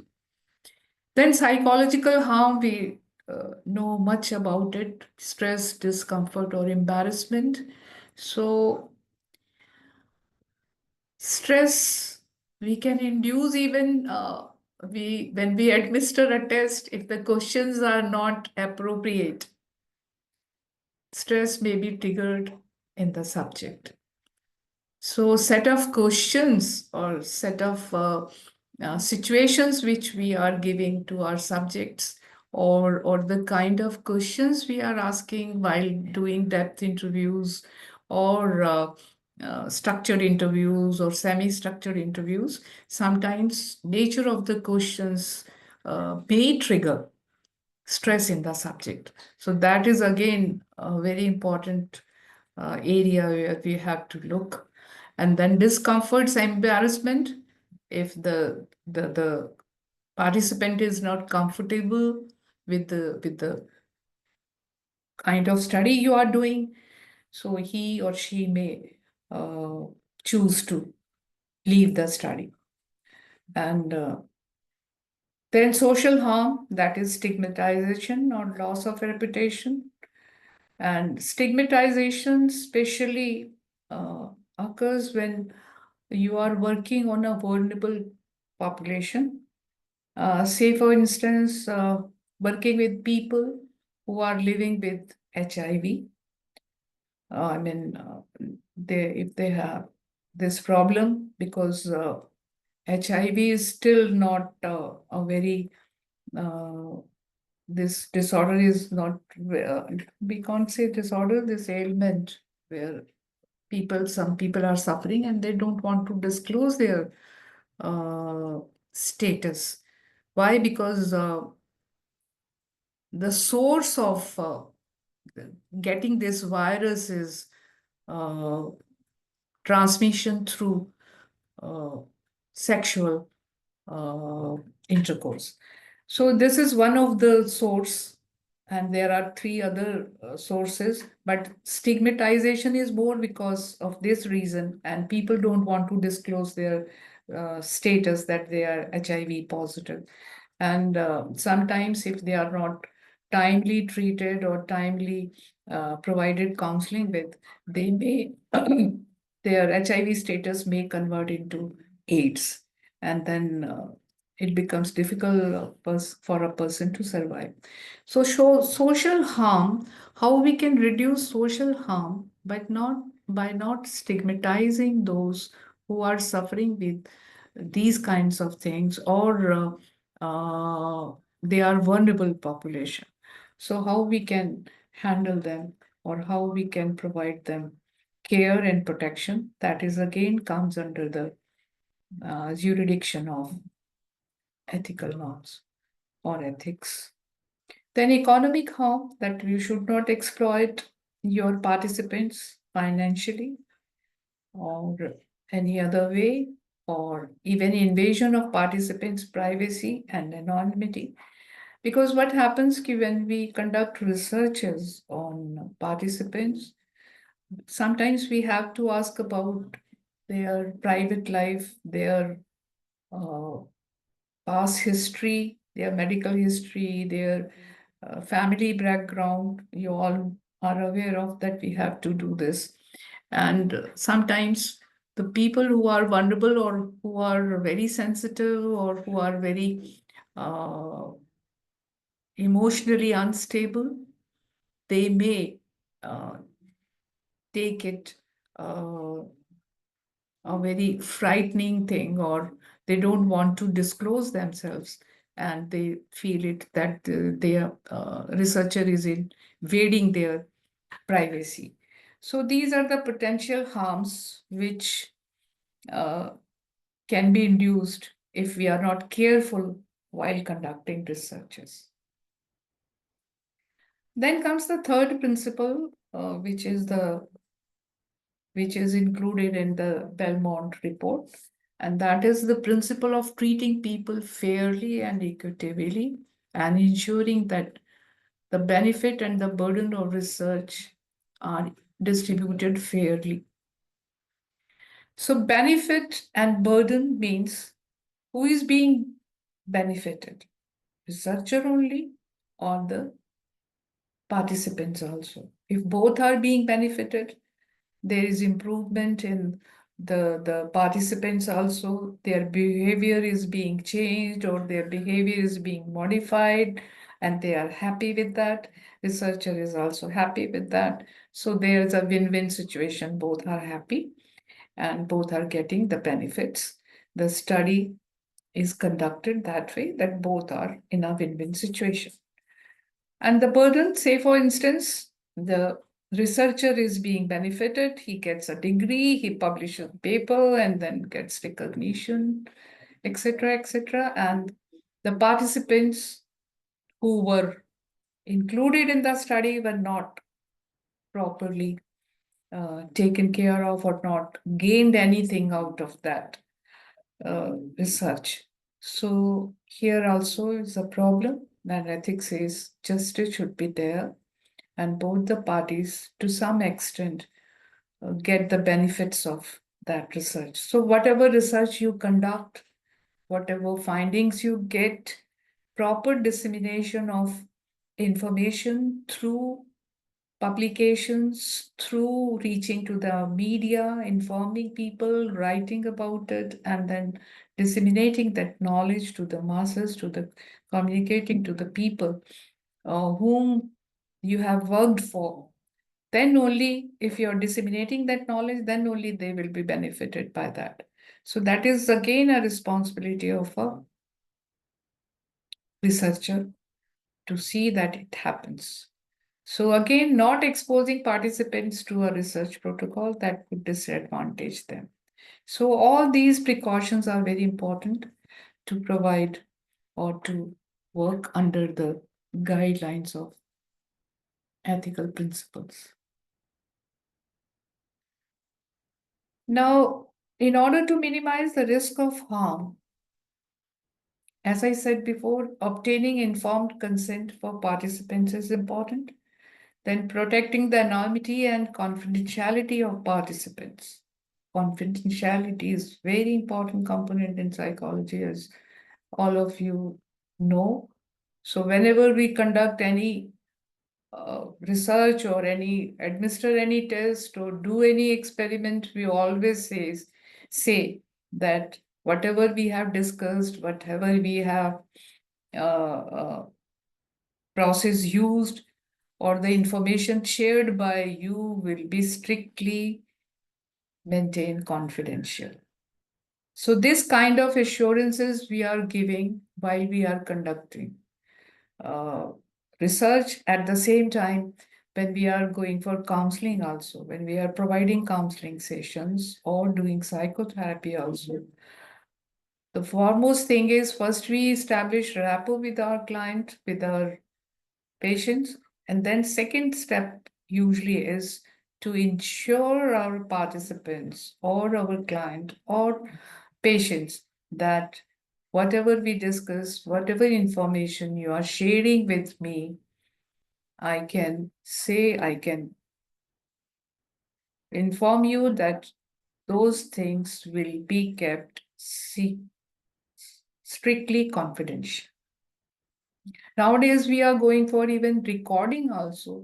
So when we do counseling sessions, sometimes if your client is permitting you, you can record the conversation or the counseling session, whole counseling session. And because later on you can very well understand the emotional level or the things, the story or the emotions expressed by the client. So because what happens whenever a person comes for a counseling, he or she has his or her own story to tell you. And gradually you come to understand them. One session counseling is never completed in a one session. You have to go for number of sessions. That's why we say counseling is an ongoing process. And gradually you come to understand the underlying processes of which are troubling, the underlying behavior or the underlying processes or behavior patterns of client which are troubling the client. So it takes number of sessions, and gradually you both of you come to a mutual agreement that this is the actual problem the client is suffering, and then so all these things one has to kept strictly confidential. That means the client may be sharing with you secrets, his or her secrets, his or her those things which he or she might not have discussed with anybody else, because he believes in you as a counselor, because you establish rapport with the client in the beginning, and gradually there is a relationship of trust builds up. So your participant or your client starts developing trust in you, and that is a very important stage in counseling, and at the same time in researches also. So when you build that kind of relationship with your participants, the process becomes easier, and it becomes easier to understand the human behavior or the intricacies of the issues or the problems or the emotions they are facing. And then when you understand them well, then only you can help them to rectify or to take proper measures to get rid of those things which are not desirable. Then avoiding deceptive practices when designing research. One should not indulge in such kinds of practices. Sometimes we get so many examples are there where people involved in these kinds of practices, and when they complete their studies and no additional or important knowledge is being added to the existing knowledge. Then providing participants with the right to withdraw from research at any time. I talked about before also about this component, that is participation is a voluntary process, and participants have a right to withdraw from research at any time. If they choose, if they want to continue, it's okay. If the bid the research. If they don't want to continue and they're not feeling comfortable to continue, they can withdraw. You cannot compel them to complete the study or complete the work in hand. So it is their choice. So we have to minimize all these things, all the risk, harm, and maintain a confidential environment where the subject feels or the participants feel free to participate and free to cooperate with you. So cooperate with you in terms of whatever information, knowledge, or understanding you need from them to complete your work will only happen when you build this trust relationship with your participants.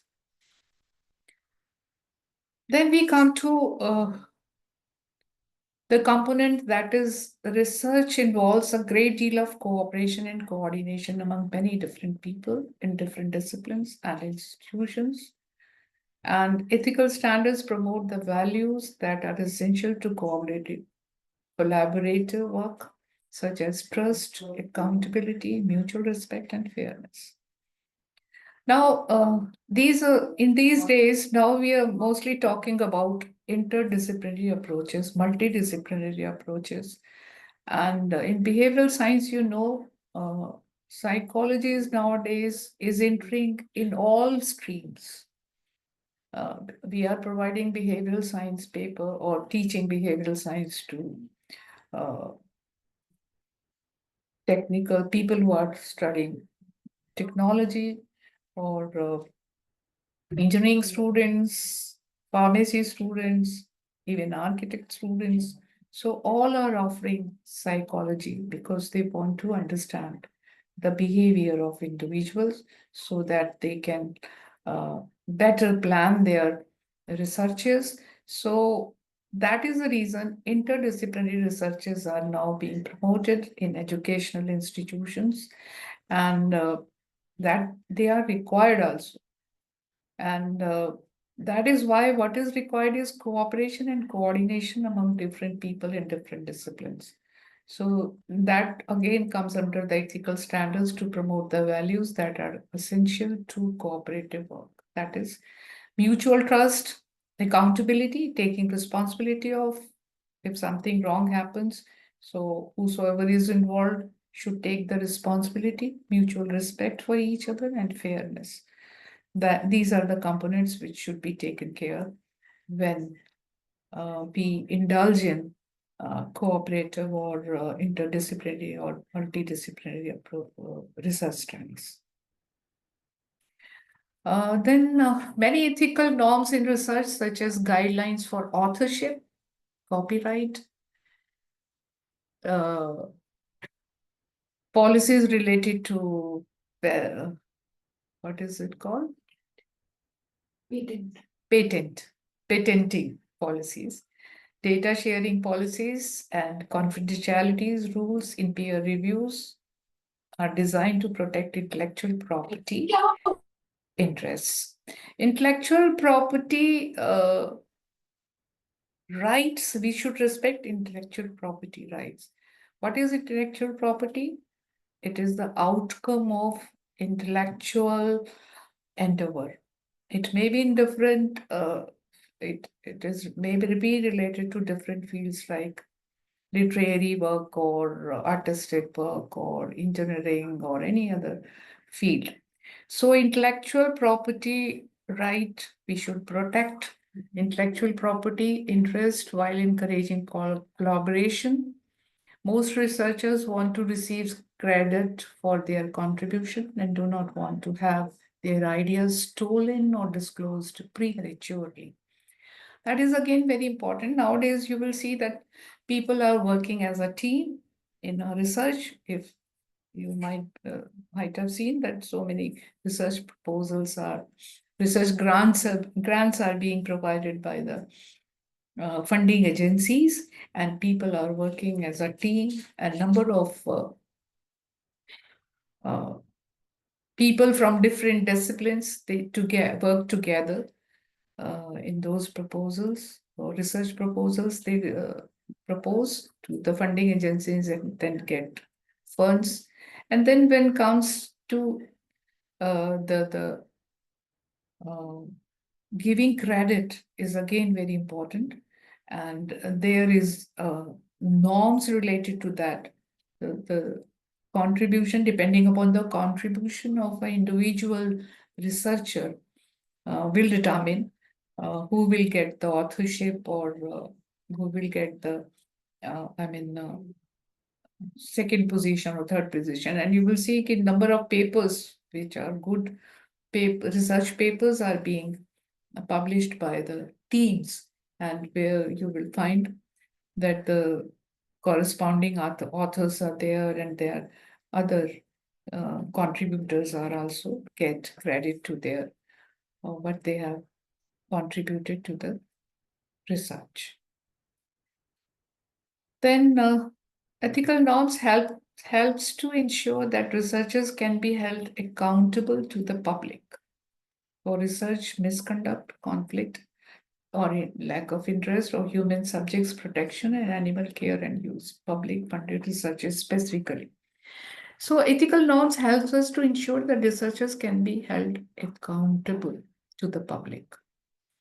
So accountable, when you are accountable because you are using public funds.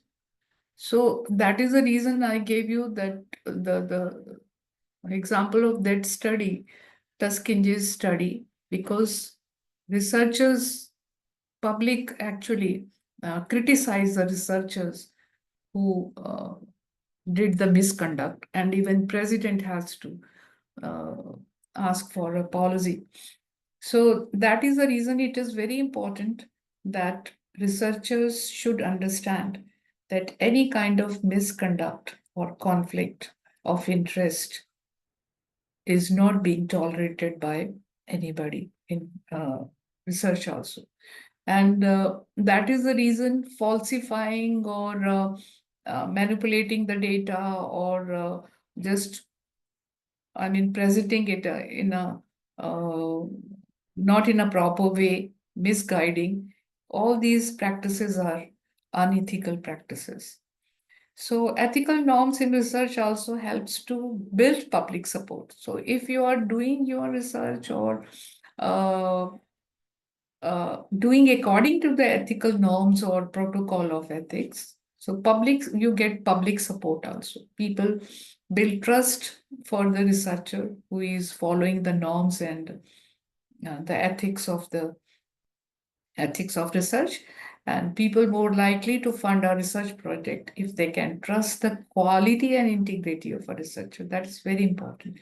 And norms of research promotes a variety of other important moral and social values, such as responsibility, human rights, animal welfare, compliance with the law, and public health and safety.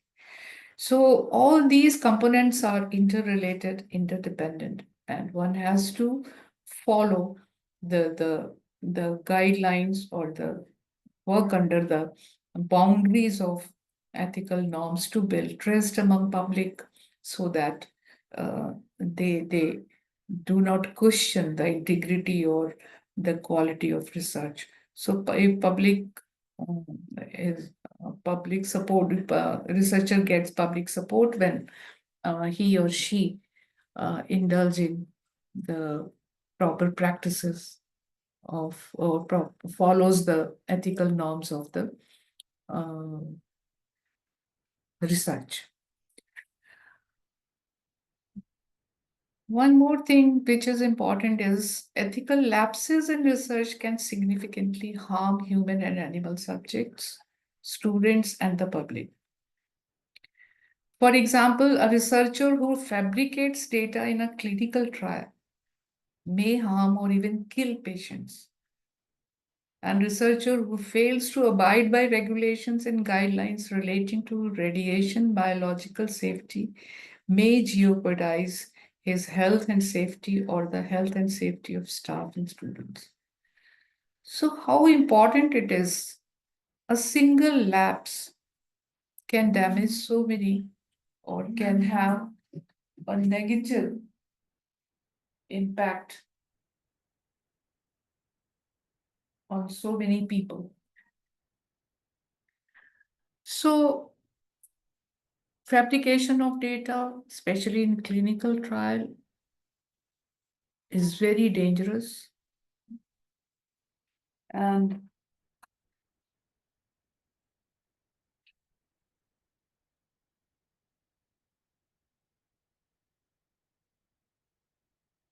that is the reason we should understand that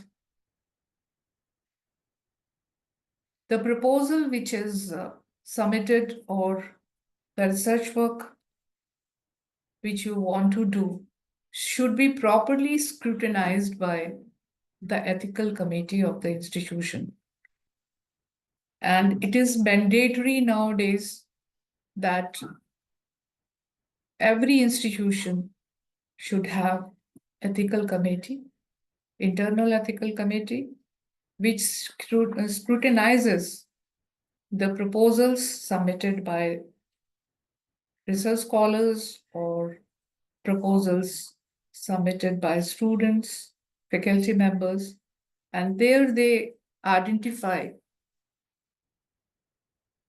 the things which are not according to the norms of the ethics.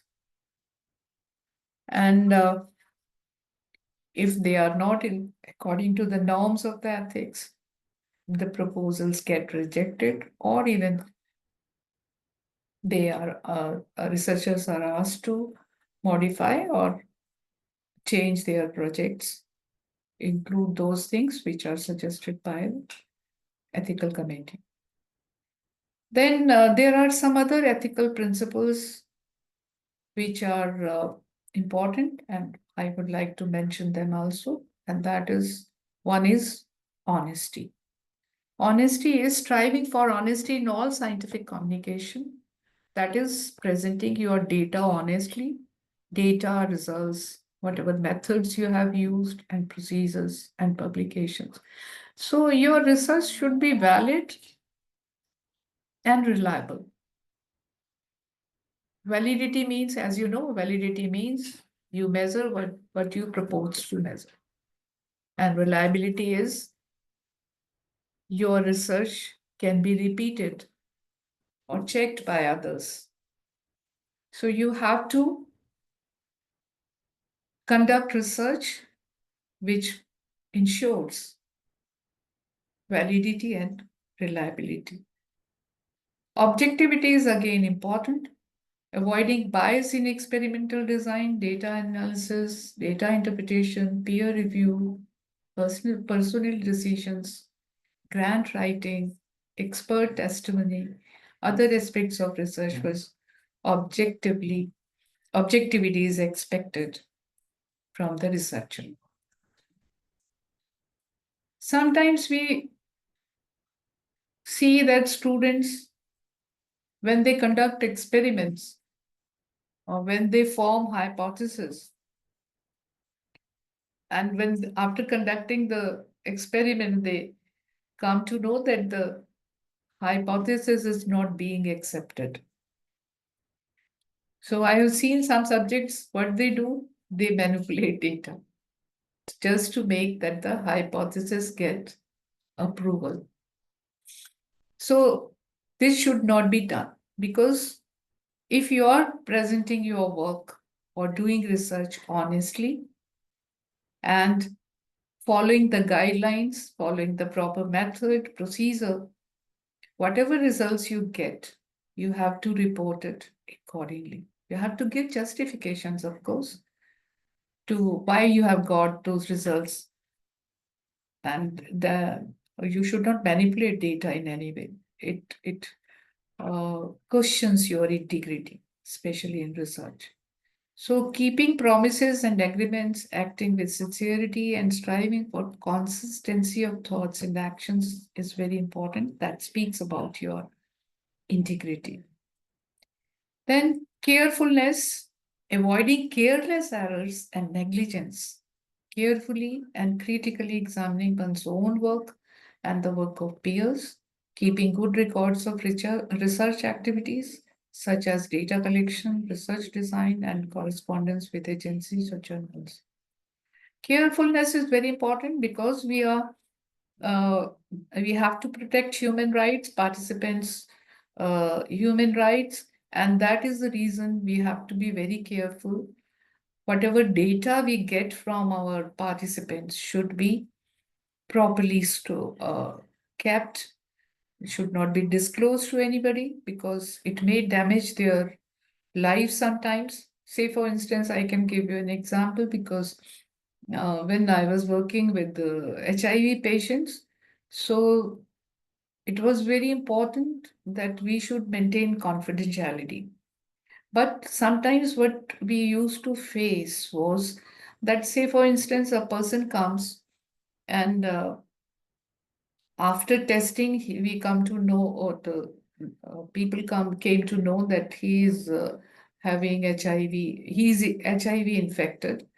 So this information when we give to the patient, it becomes very difficult for the patient to handle that information. So special ICTC centers are being established in the different states where the counselors are being trained to provide counseling. Because when the people come to know that they are HIV positive, they start feeling that they are going to die. And actually, HIV, if you are HIV infected, that doesn't mean that it is you have AIDS.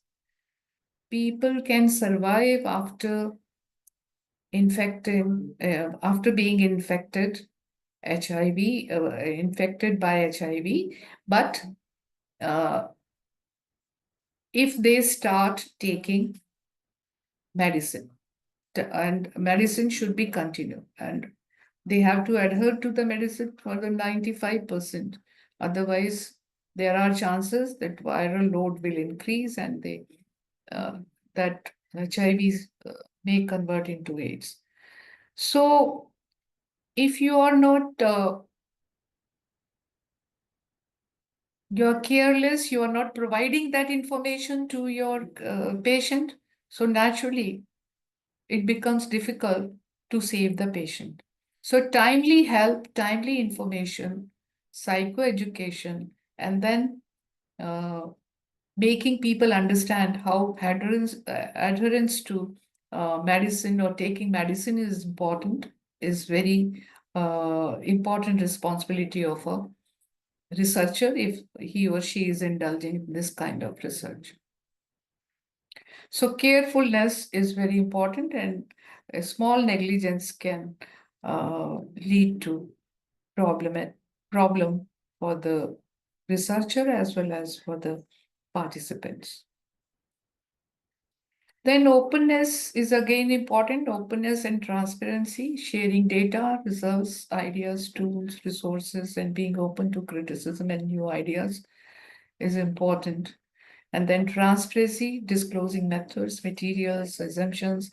These are all things are important. You have, when you are writing your research paper, you have to present all these things in detail so that other researchers may learn from your research experiences or the methods you have used. They can compare, they can know better, or they can modify, they can provide you the feedback about how well you have designed your study or how they are going to design their study. So providing information or having openness attitude is very important so far as conduction of research is concerned. Accountability and intellectual property, we already talked about it. Competence is again one important component. So far as research is concerned, that is maintaining and improving one's own professional competence and expertise, lifelong education and learning.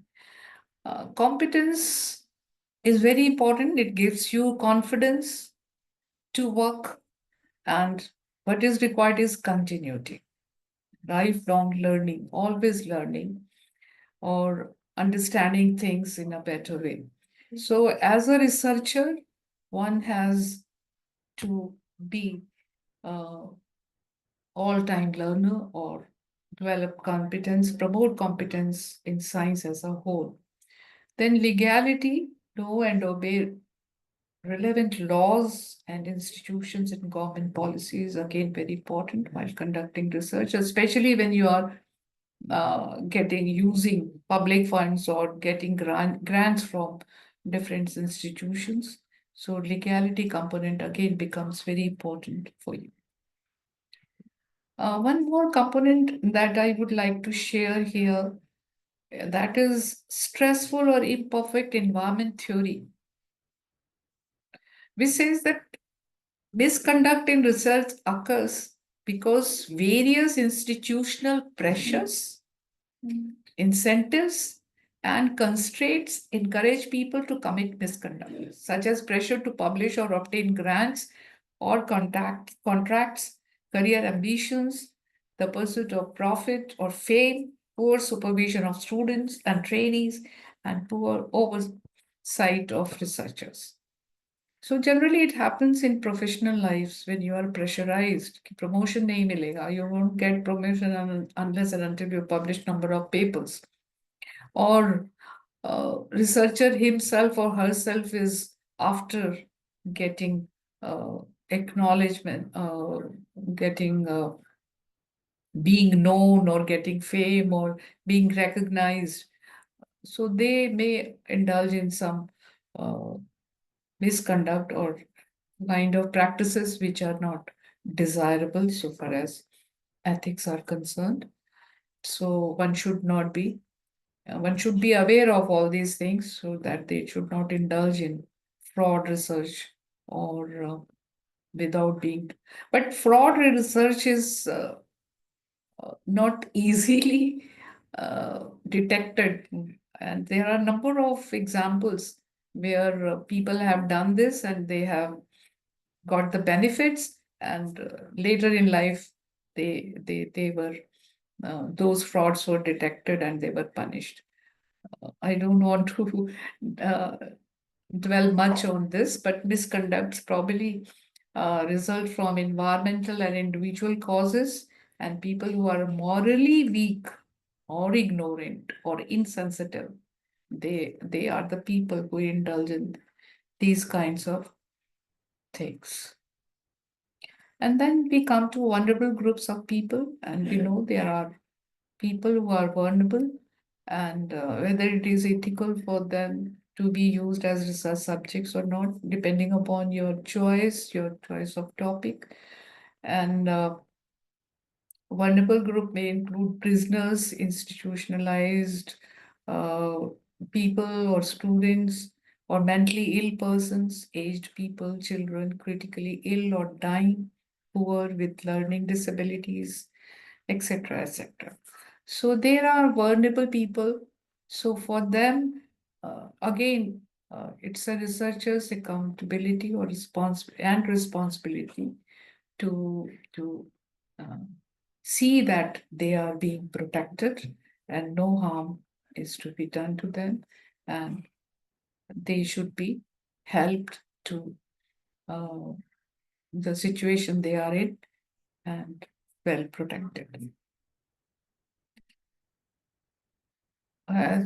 This I have already mentioned, that research proposal to an one has to submit a research proposal to an institution review board, and unless and until you get approval from the review board, you cannot conduct research, because this review board, looks after the code of conduct or the ethically acceptable things in your proposal or not, and then only they give approvals. One more component which is very important is plagiarism. That is submitting others' work as your own without properly citing them or giving credit to them. So naturally, we all we go for literature review, we study so many researches being already done in the topic we choose for study. But that doesn't mean we should copy their findings or as it is putting them in our research work. We have to give them proper credit, cite them, give references, etc. And then there's one more component which is now coming up, that is self-plagiarism. That is when you republish or resubmit parts of your own papers or reports without properly citing your original work. That is again important. So you have to cite your own work.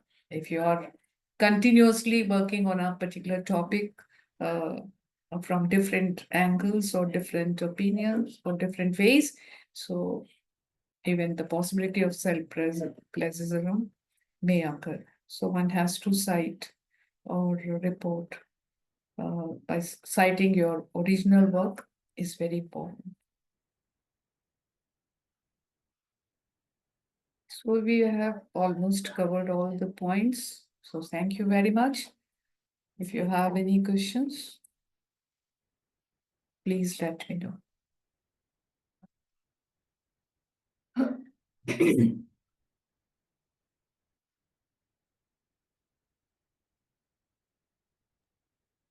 Ma'am, there's a question in the chat box. Can economic harm lead to or add to psychological harm? Sorry. Can economic harm or can economic harm lead or add to psychological harm? Of course. So when you are exploiting your participants economically, so naturally it may affect their mental, emotional health also. If they are not capable of doing so, and you are compelling them to, if you won't participate, you won't provide this to me, I am not going to counsel you, this is my fees, this is my amount. If you're not giving me, I will the secrets you have shared with me, I will make other peoples to know about it. So that ultimately is going to affect the emotional and mental health of a person. Yes. The person has thanked you, ma'am, for the answer.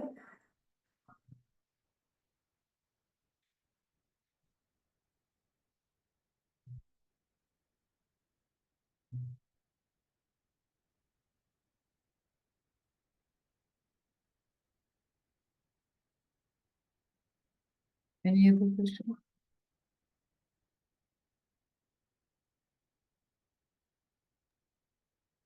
Ma'am, it's a feedback, brilliant presentation, ma'am. Thank you. It has covered all the points. It's a feedback, ma'am. Okay. So the thanking you for the presentation. And I think with this, we have come to the end of the second day's workshop. Dear participants, we shall meet again tomorrow, 10 a.m. See you all online at 10 a.m. Have a nice day ahead. Thank you. Thank you.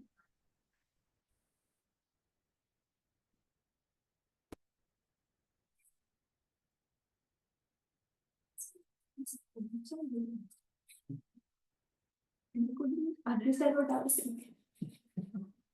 When I was reading the questions, I had to be very slow. ठीक था. फिर से आपको वापस